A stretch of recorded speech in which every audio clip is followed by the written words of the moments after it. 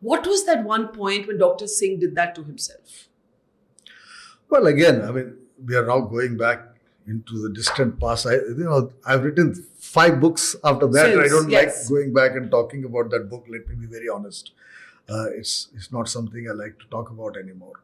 But since we are here and you asked, Why is that though? Why does it feel like a part of your past you don't want to revisit? it was not something that I want to any longer think about.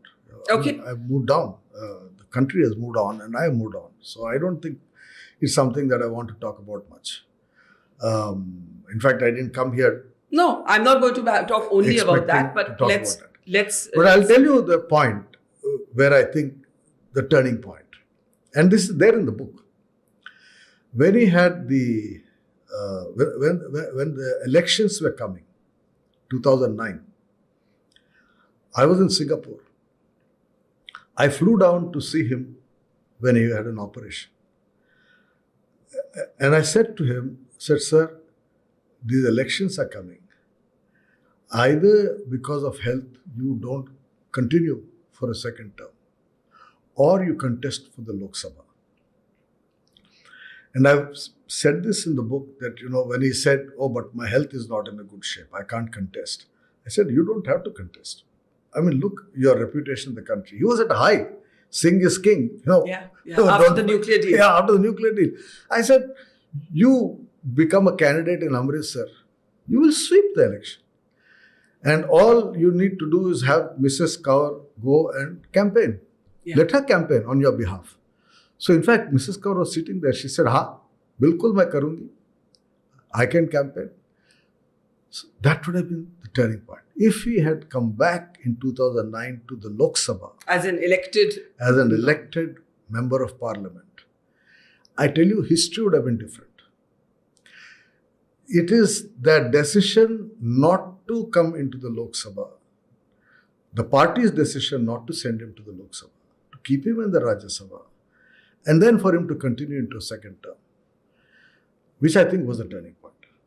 That's very interesting, and I tend to agree, because the power that you can legitimately claim as an elected member is very different. In fact, let me also add finally, and then this will be the last thing I'll say on this book. I came in June 2009, again from Singapore, to congratulate him on the victory. The results had come, he had been re-elected. So I flew down to congratulate him. And I went to 3 Racecourse Road, which is now Lok Kalyan Marg. And June heat, we walked from 3 to 5 to 7. And it's quite a walk, down the road. In that heat, around about 10 or 10:30 in the morning.